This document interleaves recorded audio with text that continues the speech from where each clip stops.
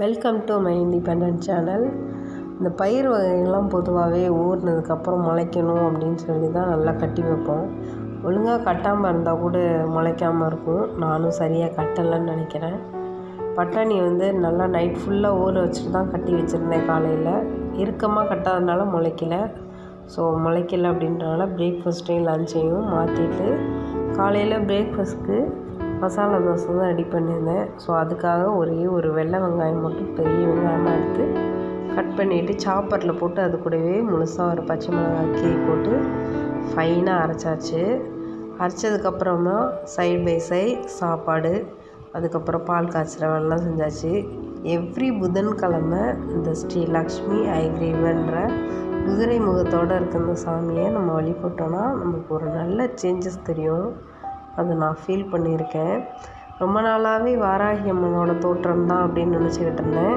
அதுக்கப்புறம் ஒரு நாள் டிவியில் பார்த்ததுக்கப்புறம் தான் இந்த சாமியோட என்னென்ன குண அதிசயங்கள்லாம் இருக்குன்றதை நான் தெரிஞ்சுக்கிட்டேன். மசாலா தோசைக்கு ஃபஸ்ட்டு மசாலா மேக் பண்ணுறதுக்காக ஹோல் ஸ்பைசஸும் ஒரு பிளேட்டில் ரெடி பண்ணி வச்சேன். எப்போவுமே வீட்டில் மாமியார் சொல்லுவாங்க, இன்க்ரீடியன்ஸ்லாம் ரெடி பண்ணால் தான் சமைக்கிற இன்ட்ரெஸ்ட்டே வரும். அப்பப்போ கட் பண்ணக்கூடாது, அப்பப்போ ரெடி பண்ணக்கூடாது, எல்லாத்தையும் கட் பண்ணதுக்கப்புறம் தான் சமைக்க ஆரம்பிக்கணும் அப்படின்வாங்க. பட் ஏனோ இன்ன வரைக்கும் அது எனக்கு செட் ஆனதில்லை. ஒரு சில நேரம் வீட்டில் இருக்கும்போது ஓகே, பட் காலையில் பரபரப்பாக ஸ்கூலுக்கு கிளப்பணும், ஆஃபீஸ் கிளம்பும்போது இந்த மாதிரி ரெசிபி தான் செய்ய வேண்டியதாக இருக்கும். எங்கள் வீட்டில் இந்த கஷாயம் போடுறதுக்கு எங்கள் மாமியார் தான் கொண்டுட்டு இந்த ஸ்பைசஸ்லாம் கொடுத்தாங்க. இது பொடியெல்லாம் என்ன பொடின்னு தெரியாது, பட் இந்த ஓமம் மட்டும்தான் தெரியும். இது எல்லாத்துலேயுமே இந்த குட்டி ஸ்பூனில் அரை ஸ்பூன் போட்டு ஒரு 1.5 டம்ளர் அளவுக்கு தண்ணி ஊற்றி கொதிக்க வச்சுட்டு ஸ்லிம்மில் போட்டு தான் எப்போவுமே கொதிக்க வைக்கணும். அடுப்பு சிம்மாக இருக்கும்போது தான் நல்லா கொதிஞ்சு அதோடய எசன்ஸ்லாம் இறங்கும்.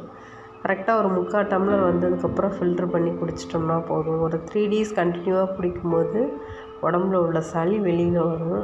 டேப்லெட்ஸ் எடுக்கும்போது சளி உள்ளுக்குள்ளே இருக்கும். அதனால தான் இந்த கஷாயம் எடுத்துக்கிறது. என்னோடய வாய்ஸ்லேயே தெரியும் கொஞ்சம் சேஞ்ச். எனக்கு கொஞ்சம் காஃப் தான், வீட்டில் பசங்களுக்கும் காஃப் தான். அதனால் ஏனோ எது செஞ்சு கொடுத்தாலும் சாப்பிட மாட்றாங்க.